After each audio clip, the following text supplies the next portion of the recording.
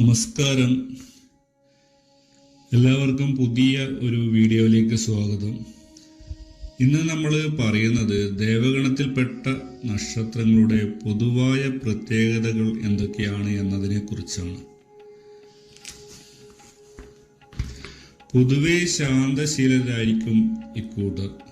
ദയാവായ്പ്, കരുണ, സഹാനുഭൂതി ഇവയൊക്കെ ഈ നക്ഷത്രക്കാരുടെ ഒരു പ്രത്യേകതയാണ്.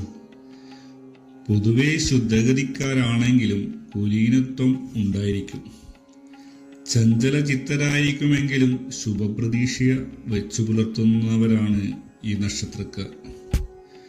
ദേവഗണത്തിൽപ്പെട്ട നക്ഷത്രക്കാർ വിവാഹാലോചനകൾ നടത്തുന്ന സമയത്ത് ഒന്നുകിൽ ദേവഗണം അല്ലെങ്കിൽ മനുഷ്യഗണം ഇവയിൽ നിന്ന് തന്നെ ഇണയെ സ്വീകരിക്കേണ്ടതാണ്.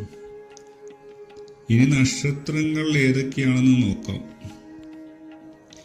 അശ്വതി, മകയിരം, പുണർദം, പൂയം, അത്തം, ചോതി, അനിഴം, തിരുവോണം, രേവതി ഇവയൊക്കെയാണ് ദേവഗണത്തിൽപ്പെട്ട നക്ഷത്രങ്ങൾ.